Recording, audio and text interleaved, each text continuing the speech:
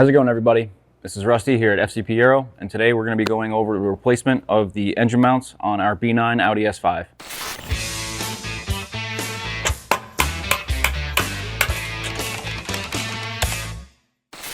So today we're going to be using the 034 Motorsport street density mounts. These are a little bit stiffer durometer, and they're not going to sacrifice comfort, but they still will be performance minded, giving you that crisper shift feel and not allowing the engine to rock back and forth during acceleration and braking. Some things you may want to look for as your vehicle is starting to age. Aside from feeling the engine rocking during that braking and acceleration, you may see some fluid leaking down and around the mounts. It's kind of a dark blue or purple color, and you'll see that down and around the subframe as well as on the bottom part of the plastic portion of the mount. So these mounts are a little bit stronger, they are stiffer. That being said, you will get a little more noise and vibration in the cabin. If that's not something you're looking for, the replacement with this video will be the same, and we do offer other motor mounts on our website at fcpaero.com. We offer OEM and OE replacements if you don't want that added noise and vibration in the cabin. So now that we've gone over the parts in order to replace the engine mounts, let's talk about the tools you'll need to do so. So going over some tools you'll need to do the job. I have here on my left the 1/2-inch torque wrench for reinstalling the wheels. I do have a 3/8 torque wrench with a flexible head. As you'll see in this video, some of the bolts are very tight to get in there to retighten them back up, so you may want a torque wrench with a flex head there. The sockets you're going to be using today, you're going to need a variation of depths and sizes, whether it be 1/4 inch, 3/8, or 1/2 inch. We have a 10 millimeter, as well as a 13 millimeter, a 16 millimeter, a 17 millimeter, and an 18 millimeter. For torque spits, we have a T25 as well as a T30. A couple of the triple squares we will need, a 10 millimeter triple square, as well as a 14. And then you see I have the 11 millimeter wrench around my T55. You'll see in the video, releasing the tensioner, you will need a combination of a slim T55 and or a wrench around it, or some combination of this or similar. I have a 90-degree pick and a small screwdriver. You may need this for a couple of picking and prying on some of the harnesses.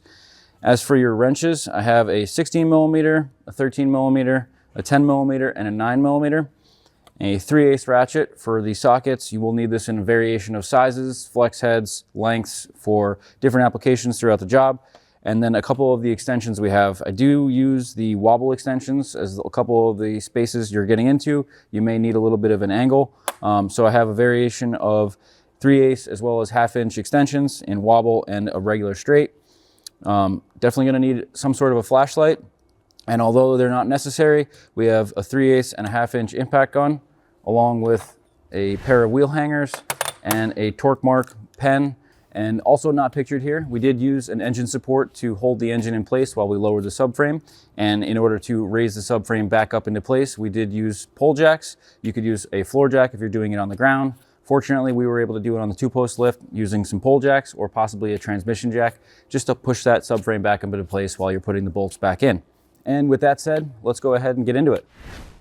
So first things first, as we are going to have to remove the alternator on this specific vehicle, you will need to remove the battery terminals on a 2-liter equipped vehicle because you are taking the engine ground off as well. But we will need to remove the alternator, so we are going to go ahead and remove the battery negative terminal. Starting by removing the spare. Careful not to pinch your fingers in the corner over here.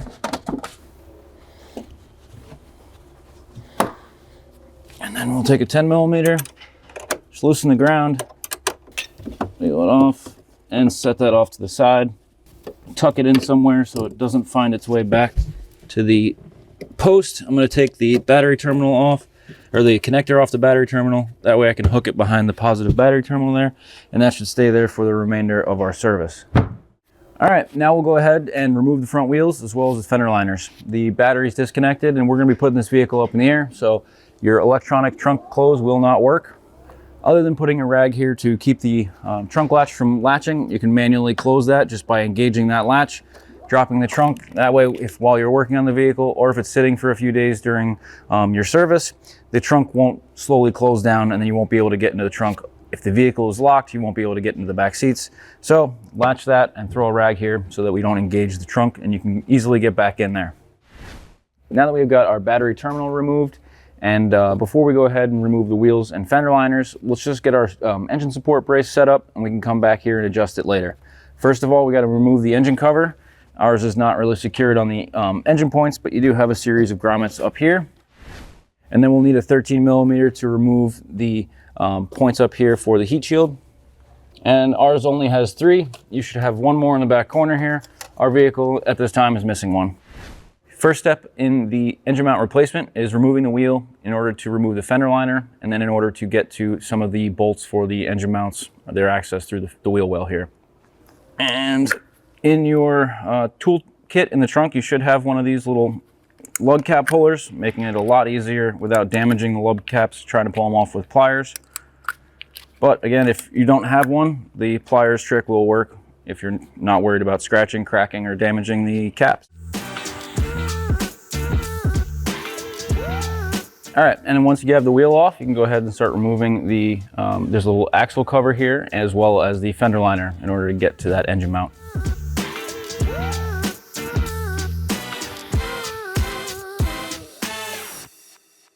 Once you get the fender liner out of the wheel well, we do have to remove this small hard plastic section with a few more T25 screws, and there was a plastic clip holding it into the subframe here that was more or less falling out as we were starting to take things apart.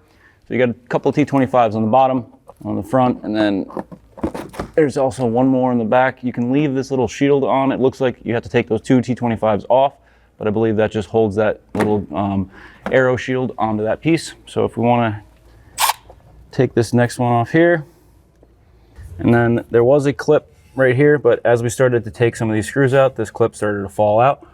Just kind of pull it back and careful not to lose anything. There's going to be a drain tucked into here, I believe for your headlights. Yeah, it's running up to the headlights, making sure you don't forget to take that off and pull that on down. Set that off to the side. And now you can see we have access to the 2 main motor mount bolts, as well as the 1 center motor mount bolt that keeps it into the engine mount bracket. So we'll go ahead and do this to the other side after removing the wheel and the fender liner, and we'll be right back.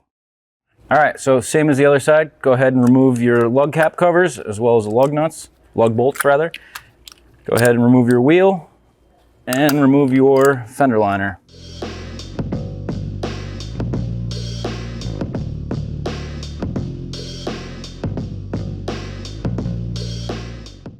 All right, now we're ready to go up with it and support the engine and start loosening up the engine mounts.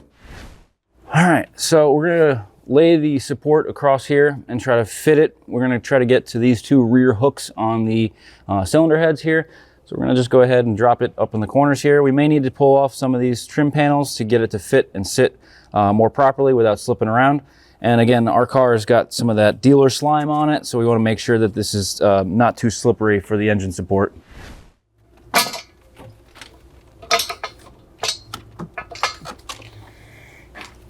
We are going to be replacing this coolant line, but we do not want to break it during the service here. Put that up out of the way. It's definitely best if we remove this plastic here. You just kind of pop the trim panel up and set it off to the side. You don't have to take it out all the way. All right, so once you have the wheels and fender liners removed, before you start removing the bolts to the engine mounts, you do want to set up some sort of an engine support bar. Some people may say that you can support the engine from underneath. This vehicle in particular is equipped with an stamped aluminum oil pan, as well as an oil cooler and a plastic transmission pan. So there's not really a safe point to pick the vehicle up. So we're going to go ahead and use the support bar, picking up a little bit of tension on the vehicle before going up, and we'll go ahead and crack all the bolts loose. We may need to adjust this up or down. Obviously, we're gonna have to pull it up in order to get the engine mounts out, but in order to get the bolts out without cross-starting them or having any interruptions, we may need to adjust this in the future here. All right, so in order to get the engine mounts out, we do have to make a little bit of room. We will have to take the alternator out, as well as move the AC compressor off to the side. So before we do any damage to this coolant line in the front, let's go ahead and remove the 2 T30s and the radiator support and set the coolant line off to the side. We're not opening the coolant line, we're just loosening it, and we're gonna pull it out of the way so that we can get our hands up and get to the belts and pulleys.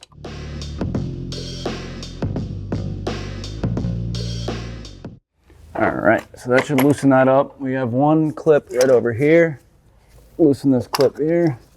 You may need a screwdriver to kind of open the clip up and just give yourself a little more room on that hose. Again, we just want to kind of tuck it underneath the radiator support so we can get our hands up here and get to the belts.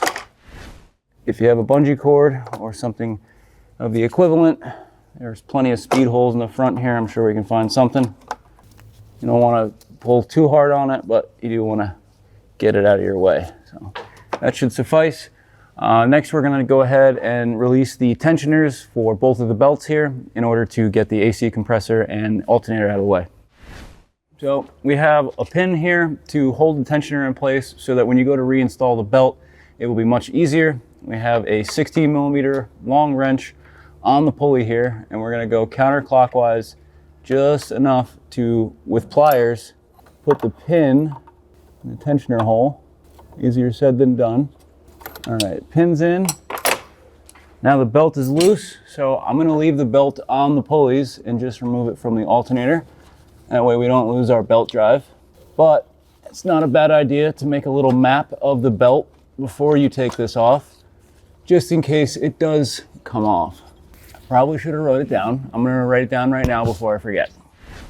So it's two 13 millimeters holding in the alternator, and it'd be best off to use either a deep socket or a shallow socket with a short extension. So let's get that going.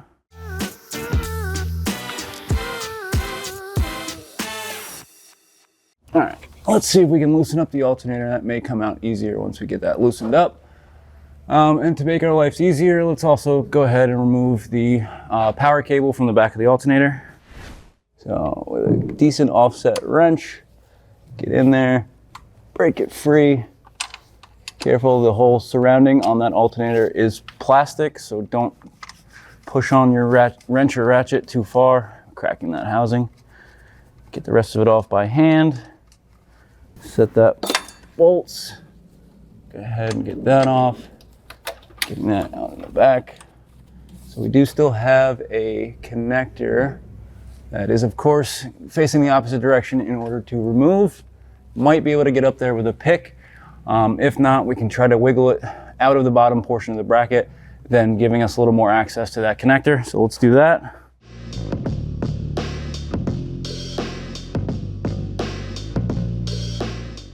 Careful not to break your coolant hose. And your housing on the back. That's taken out. Now we can actually see what we're trying to replace. All right, so engine mount is located right up here. We can kind of see it behind that harness there. And once we get it out, I can show you where it was leaking some fluid, as well as this one.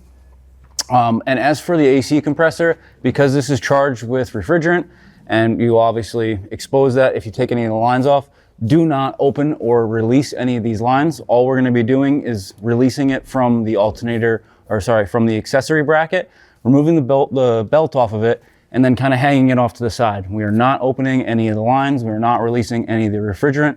This is strictly just to gain access to the motor mount, which you have to loosen up the AC compressor for. So that being said, let's go ahead and loosen up the AC compressor and put it off to the side. All right, so we got 13 here. There's another one that is a little bit difficult to see, kind of tucked in the back here. And then we have one more in the very top. We also have the connector for the clutch or solenoid, whatever this car has. I might be able to get up there with my fingers. You may want to try to get up there with a pick if you can't release it by hand. If you can get your hand up there, push it on, push the clip and pull, and it should release. All right, get that out of the way. Don't forget to connect that. If you're doing this in the middle of the winter, you might not know you didn't connect your AC until the summertime. We can get to the 13 on the top.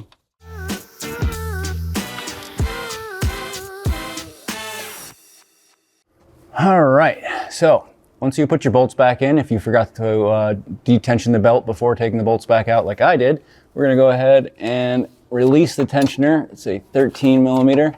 Counterclockwise, and to release this you just want to do a couple turns leaving the bolt in place. So get a T50 and you're not loosening or tightening anything, you're just moving the tensioner. Once I get it locked in there, go in the clockwise position and that'll get the belt loose enough There we go. Leave that there. Now we can continue removing the AC compressor hardware.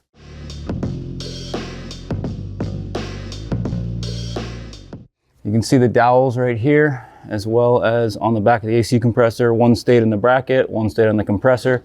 Just keep in mind if they do fall out or they do transfer, make sure you don't put one in the wrong spot or forget to reinstall one. So with that being said, let's start loosening the engine mounts, and then again we may have to go back up top and pull the engine up a little bit in order to get the mounts through this cavity here. Let's try to get this connector off by hand. That doesn't work. I got a pick. Got it. All right, get that out of the way. And so that you don't damage the harness, let's go ahead and with a pick or a screwdriver, push this off of the subframe, get this out of the way. That's pretty much it for this side until we start releasing the mount. Let's go back over here and we're gonna start removing the ground strap right here, releasing the harness off of here in order to get to that same connector in the front of this engine mount here. So we did already disconnect the battery, 13. Go ahead and release that.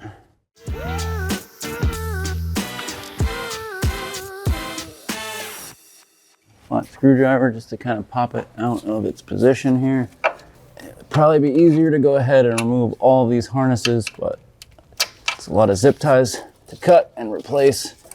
So you can see it just had a press fit there. I got the screwdriver underneath and pushed it out. Get that harness out of your way. Get your ground out of the way. Tuck up this ground up under the bracket for the motor mount. Same thing with your alternator wire. Do not forget your alternator connector when reinstalling, because if you do forget that, your vehicle will not charge and you'll have a rough time dead on the side of the road. All right. So now that we can actually see more of that motor mount, there is a bolt located right here, which is going to be somewhat difficult as there's not a lot of room to swing. So it is a triple square. You really want to make sure you're well seated in there.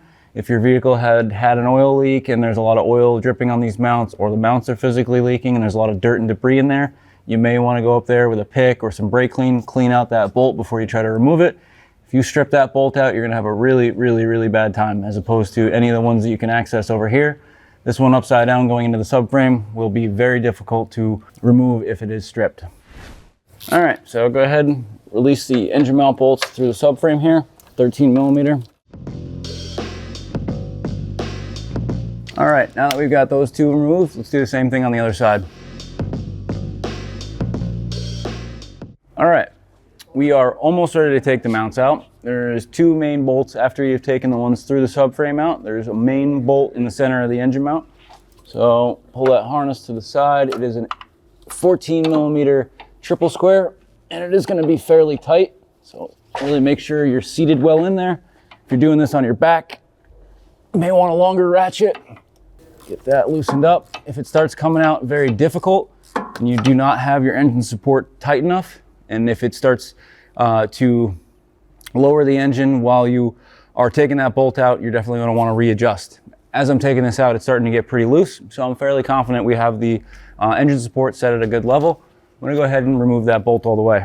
It's a fairly stout bolt, but if you look here, you can really see how shallow that is. So if you don't get that seated all the way, you're really open for any possibility of stripping if you do not get that seated, or if there's any dirt and debris in there, not allowing you to get your bit fully seated in that bolt.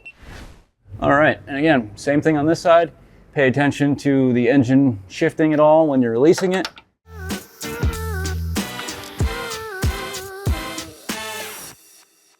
So now at this point, if you haven't had any issues going up and down with the mounts and you didn't have to do any adjustments, we've gotten all the bolts out of the sides. There's still one more bolt holding the engine mount down into the subframe.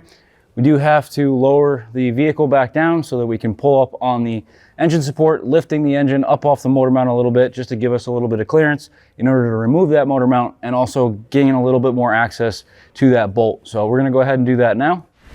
Pick up the engine off the mounts. Two, we have to tension both at the same time. And luckily for us, the intercooler system on this vehicle is fairly contained. We don't have to really worry about moving too many of the charge pipes. If you did have a hard charge pipe installed here, you may want to release that and Other than that, the coolant hoses have enough room on them, but we're just picking it up just enough to get the engine mounts out. So you don't need to put too much tension on these.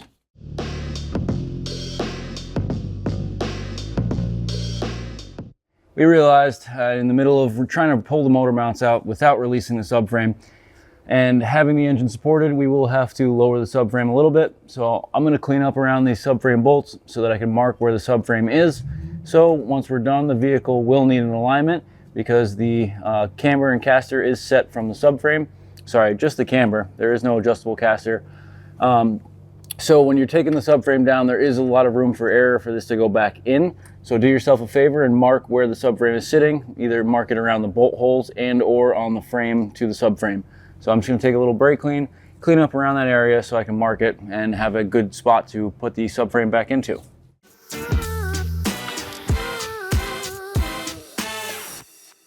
So once you've gone ahead and removed the alternator as well as the AC compressor and gotten a couple of the motor mount bolts loose from the outside, it is rather difficult to get the two lower subframe bolts that go from the top of the motor mount into the subframe. It is rather difficult to get those out, and we're finding that the best way to do so is to lower the subframe. So before we do that, we're going to go ahead and take some of the accessories off. There's some heat shields back here, a couple of level sensors, and we're going to get those off before we bring the subframe down.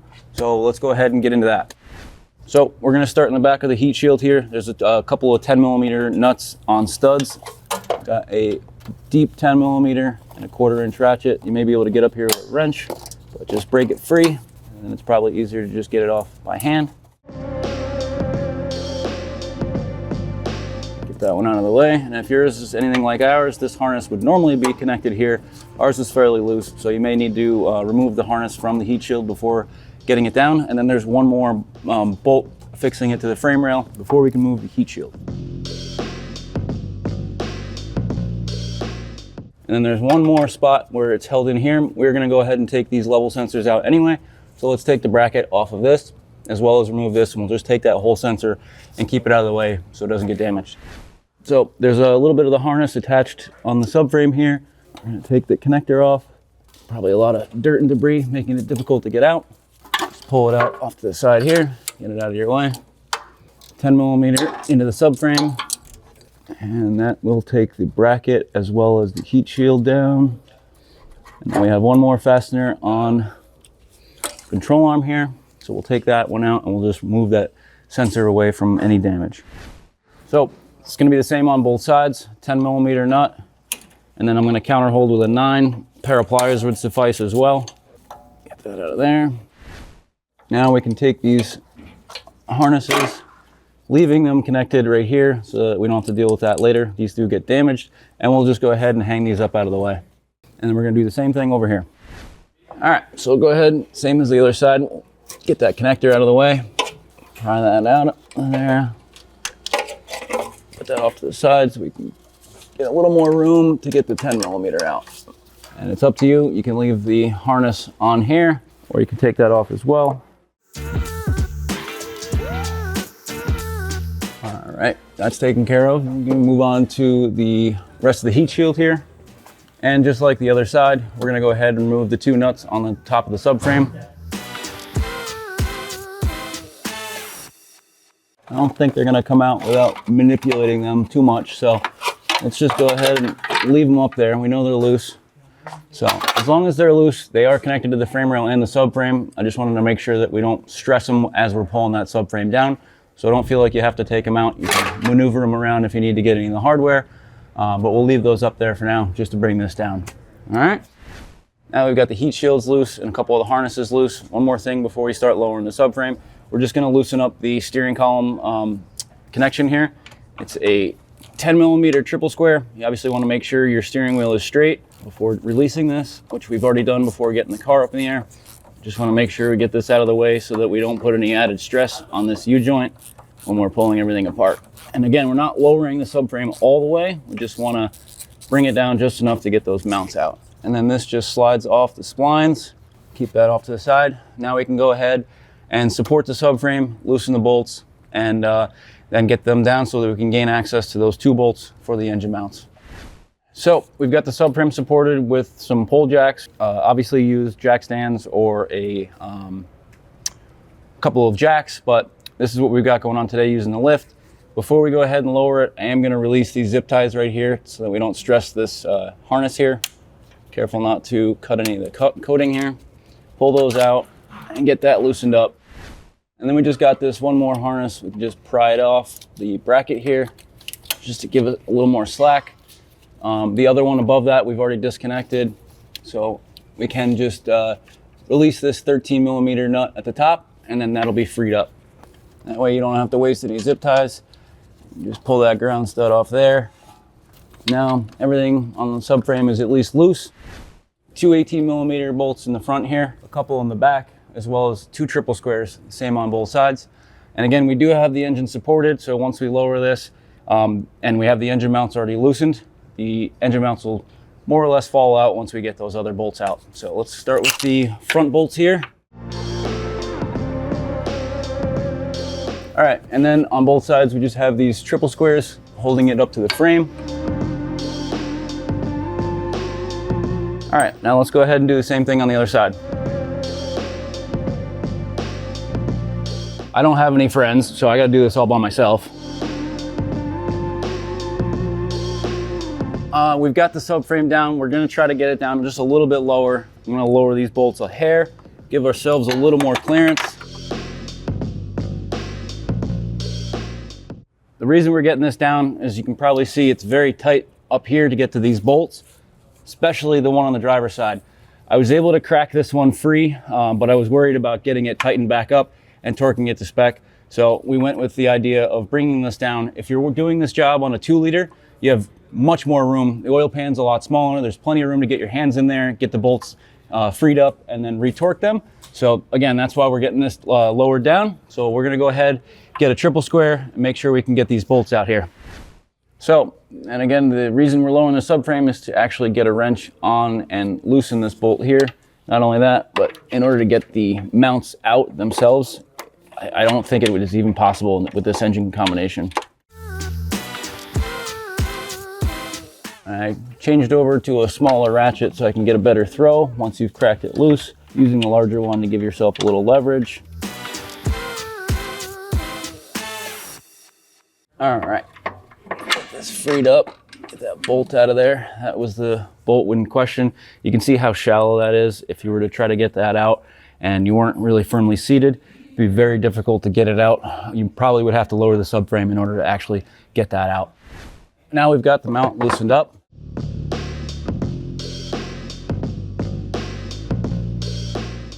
All right, you can see here where our mount was physically, the rubber was starting to come apart.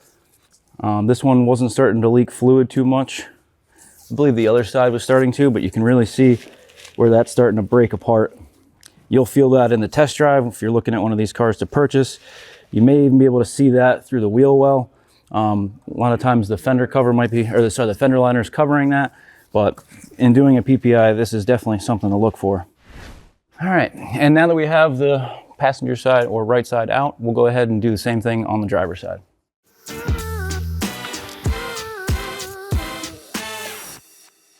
Now that we've got the motor mount loose, similar to the other side, kind of tip it out. Remember which way you pulled it out because you don't want to damage this connector on the one going in. So we kind of tipped it with the bottom up and rolled it back in, similar to the other side. Again, you just want to be really careful you don't damage that connector. So this one wasn't leaking. However, similar issues with it starting to separate here. But generally in these little holes right here, you'll see like a purple hydraulic fluid. You may start to see that coming down the subframe area as well. That's a good indication that the fluid inside of these mounts is starting to leak out if you don't actually see any cracking. But just keeping that in mind as the vehicle begins to age. All right, so we've got the engine mounts out. Now's a good time to kind of clean up any oil that you may have. This vehicle was suffering from some oil leaks, so we're gonna take the time now to clean up any oil, get rid of some of the dirt and grime underneath here. That way we can monitor any oil leaks that this car has in the future. All right, so we went ahead and cleaned everything up. We did have a lot of oil leaking down from a previous oil leak we've repaired. So now we're gonna go ahead and start to install the 034 motor mounts. Just be mindful that on each side, the connector should face the front of the vehicle. And when you're going to put these in, be careful not to damage, crack, or break anything on the bottom here. All right, so again, just make sure the connector doesn't get damaged on reinstallation, and we're gonna position it so the connector is facing up and rolling it into the engine bay. So these outside 13 millimeters are gonna be 30 Newton meters. As you can see, this is a fairly tight area. This is, again, why we had to lower the subframe. I was worried about not being able to torque these bolts. Doing little baby steps. We are going to try to get to 55 Newton meters. There we go. Make sure we got it. All right. Now that we've got the lower bolt as well as the outside bolts of the motor mount torqued to the subframe, we can go ahead and do the same thing over here. But first, I'm just going to mark the bolts to make sure we remembered that we torqued them and to monitor them if they move in the future.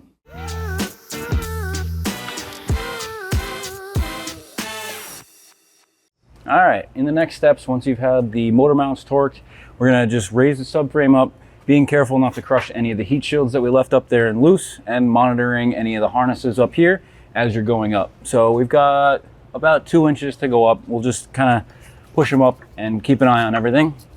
And if you marked the subframe like we did, once you get close to it, you can kind of maneuver the subframe and kind of get it close to keep that alignment as close as possible.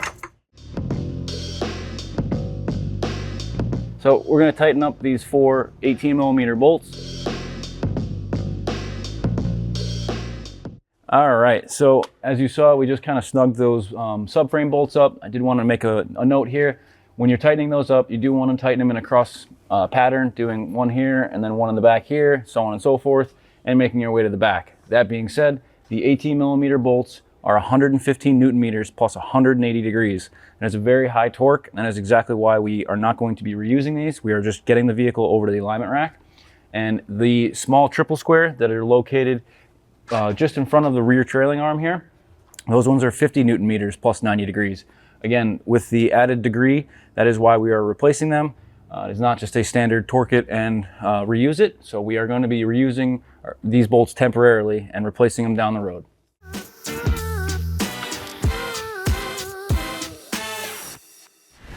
So now that we've got the subframe resecured, we're going to start buttoning up the heat shields as well as the harnesses. Just wanted to talk about one point real quick. There are 2 10 millimeter nuts. The shorter 10 millimeter nuts, the ones on the on your left here, hold down the sensors, and the taller ones are the ones that hold down the heat shields. So if you do have them in a bolt tray and you're a little confused as to where they go, again, the taller ones go to the heat shield, the shorter ones go to the front control arm for the level sensor. Don't drop them and lose them.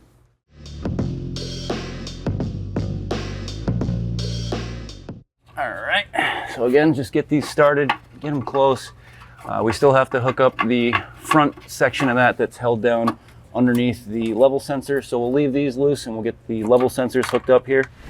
All right, get the level sensor secured in there. Leave the harness off for a second, and then there's a last 10 millimeter that holds the harness as well as the heat shield on.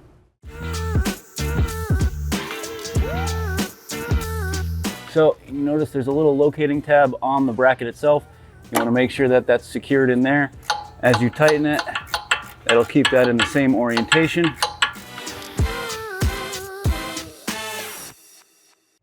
And these are about 10 Newton meters, so you don't have to go too crazy on them. Make sure to reinstall your level sensors, reaffix your harness. And if you took it off of the subframe up here, make sure you mount it back here so it doesn't get caught by the wheel as well. And that's that. All right, this side's taken care of. We're gonna go ahead and do the same thing on the other side after we get that. All right, so put the right short 10 millimeter on there, counter holding with a 9 millimeter and a 10 millimeter nut on the outside. Again, these are only about 10 Newton meters, so you don't have to go crazy on them. All right, and let's go ahead at this time and reconnect the steering rack. All right, so would like to mention that this is a one-time use bolt. We're just gonna go ahead and reuse this one for right now. We will be having to take this back out down the road, but we will have this as part of the kit. And again, this is not absolutely necessary to remove, but we didn't want to stress this U-joint when we were lowering the subframe and twisting that U-joint, causing any bind down the road. So we did go ahead and just loosen that up. Say 10 millimeter triple square. Again, we're just going to snug this back up. We do need to replace this bolt down the road though. So steering column is reconnected. Heat shields are taken care of. Level sensor on this side's good. We just got to go back and do that one. Reinstall our AC compressor, alternator, and the belts, and we're almost there.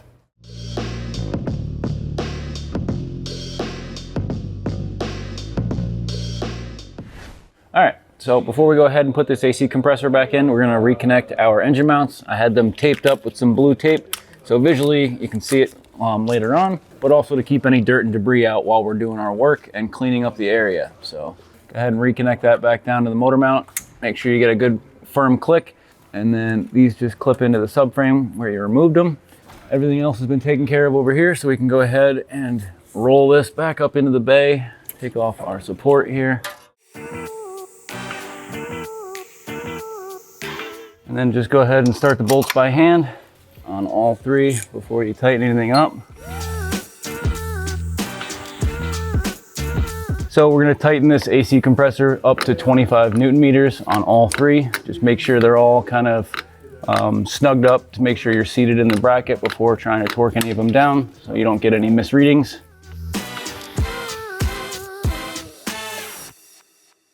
And then last but not least, do not forget to connect the AC compressor, otherwise you will not have AC. Connector is located directly on top in a very tight spot. Make sure it's engaged, pull on it, tug on it, make sure it's not coming off. Then we'll go ahead and mark our bolts.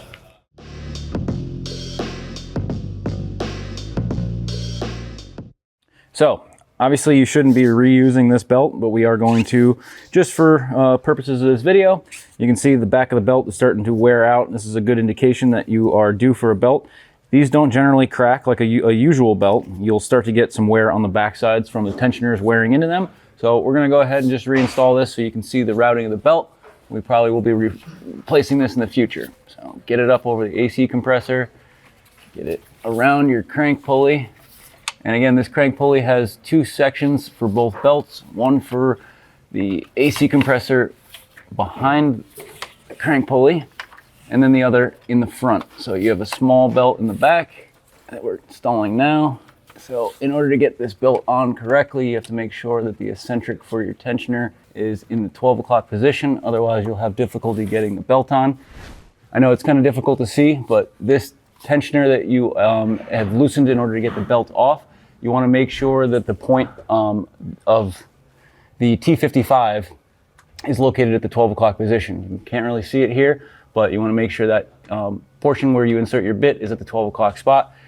Otherwise, you will not be able to get your belt around the AC compressor. And when you go to tension it, you're going to pull down in a counterclockwise position while tightening that bolt in the center here to 25 Newton meters once this is down in the 6 o'clock position. And again, you want to make sure your belt is below this roller and below the tensioner when you go to tighten everything up. Making sure you are in the crank pulley ribs as well. Kind of run your hand around top and bottom, making sure you're seated in those ribs. And then again, we've got a T55 on a non-ratcheting bar so that I can kind of just pivot it.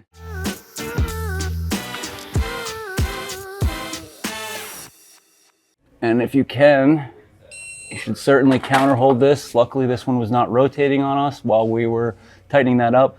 But if that starts to turn on you as you're tightening it up and getting close to torque, you can counter hold that with the T55. We were fortunate enough to have it in a position where it would stay for us. And then we're gonna go ahead and reinstall the cap on that pulley. And this just snaps into place. So without dropping it, get it back up there and just kind of click it in place, making sure it's not gonna pop off. This belt's been taken care of. AC compressor's mounted and connected. So at this point, we're pretty much wrapped up on this side as far as all the hardware underneath. We do still need to connect the motor mount, and we're gonna do that once we release the engine support to get the engine to settle back into the mounts. But first, we do need to come back over here and reinstall the alternator and wrap a couple things up in here. So, before we go ahead and install the alternator, I thought it'd be a good time to show you a little tip. Anytime you go to put these alternators back in, this style with the bushing, sometimes these bushings give you a little bit of a hard time. You have to hit them with a hammer, force them back into place. So this is a great time to talk about this. I have a 12.19mm socket along with the alternator bolt. And from the back side of the alternator bushing, go ahead and insert the bolt on the back side. And what this is going to do is act as a press, if you will, pressing the bushing against the body of the alternator and back into its, I don't know what I was trying to say there, but it's just going to press the bushing back out of the body of the alternator, allowing the alternator to fall into place in the alternator bracket. So take your ratchet, and you don't have to tighten it very much. Just a couple of turns will start to back that bushing away from the center of the alternator, giving you all the space you'll need. And the thing will just fall right into place. So now let's go ahead and reinstall it in the car. Making sure that none of your harnesses are in the way. We're going to be mounting this alternator on these two ears here. And also I'd like to mention that those two ears are aluminum. So if you did not do the little alternator recess trick, and you try to hammer this on, you could damage the ears on the actual engine block. So it is imperative that you're careful at this point and making sure we don't break any of our coolant connections here. Let's go ahead and put this back in the car. So it's going to be 23 Newton meters, and it's a 13mm bolt.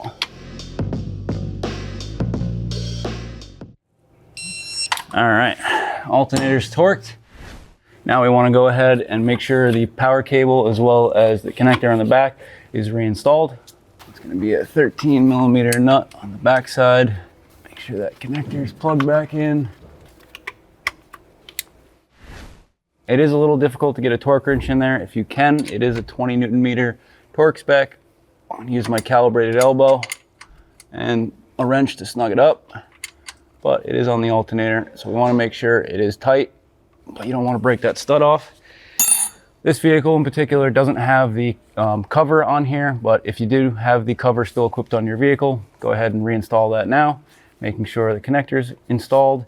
Now we've got to go ahead and reinstall the ground cable and button up some of this harness here. We'll do that before we go reinstall this belt.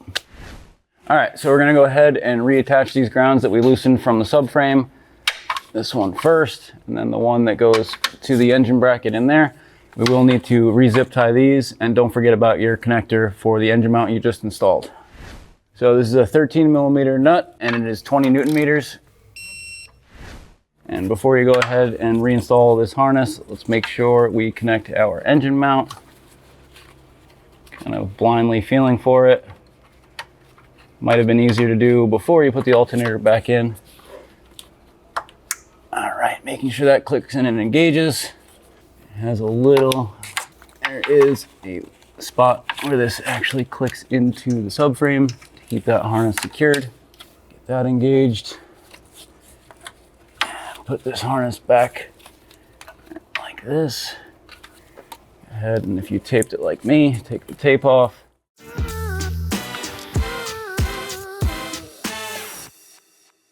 So we're going to snug this up. This should be about 20 Newton meters as well. So we did cut these zip ties for this harness here. I'm just going to go ahead and feed one of the zip ties into this bracket.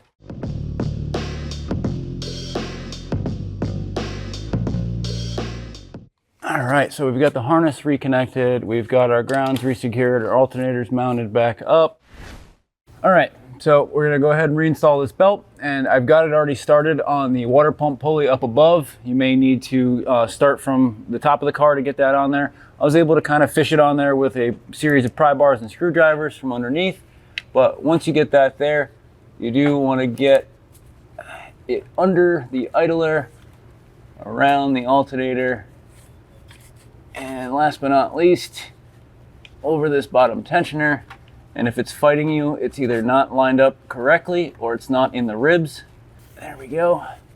Luckily for us, everything is in place, and if you just roll the alternator, you can make sure that everything is lined up in the ribs, and seems like it's all right, so we don't really have to worry about this later.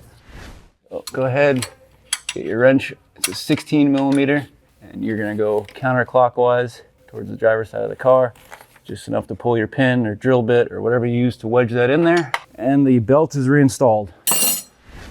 Now that we've got everything underneath bolted back up, the harness is fixed in, we can lower the engine back into the mounts and start tightening up the main engine bolts through the fender wells before putting the fender liners back on and start the vehicle up.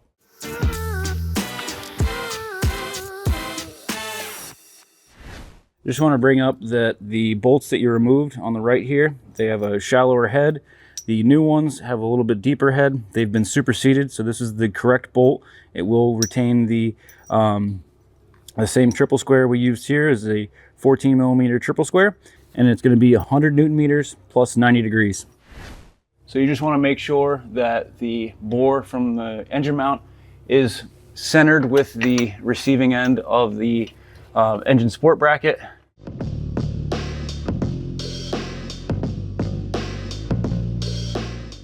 Yeah, so this side's going in just fine. We haven't taken the tension off of the engine support yet, but we are able to get one side lined up. So it may take you a little bit of adjusting the engine support, moving the engine about, but just get one or both lined up and then release your engine support once that's the case. So that one's been hand tightened in, and we're having a little difficulty on the other one. So we're going to adjust our engine support and try to get the engine to settle back a little bit.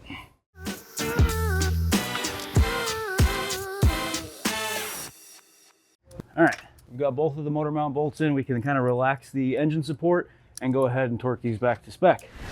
So we can go ahead and start releasing the tension on the engine support, allowing the engine to kind of settle back in. You notice it didn't really take too many turns to get that back. All you're doing is really holding the engine in place while you lower the subframe. All right, so we have a 14 millimeter triple square located in the center of that. We've already relaxed the engine, and now we're gonna go ahead and torque this to 100 Newton meters plus 90. And we'll do the exact same to the other side. All right, so go ahead and reinstall your fender liners. All right, so when you're reinstalling these, be very careful not to over tighten them. They are plastic and they will explode. One thing I do want to mention is the headlights have drains that go into this notch here and then feed through this little bore here. So when you're reinstalling that, just make sure to click that back in and tuck this up under here.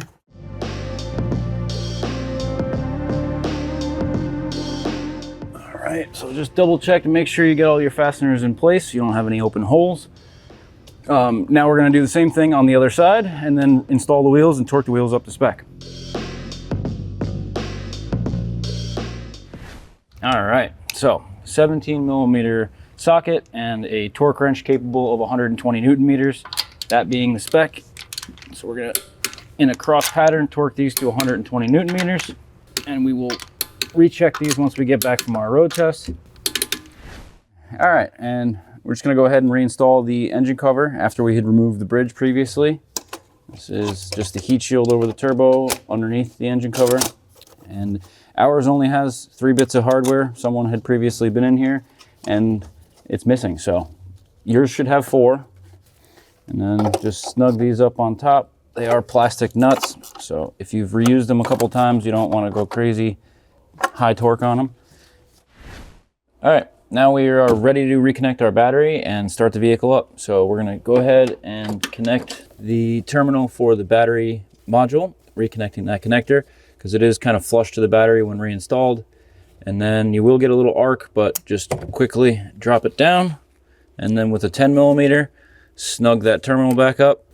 I usually keep a hand on the terminal to make it not twist, to make sure this connector doesn't touch that battery and break or damage that terminal. Good snug, make sure it's seated well. All right, now we're ready to go start the vehicle. All right, now the moment of truth. Let's go ahead and start the vehicle up. Make sure we don't have too many rattles, no lights on the dash. And if you've disconnected the battery, you may have a couple of warning lights that will go away during the road test. But let's go ahead and start it up.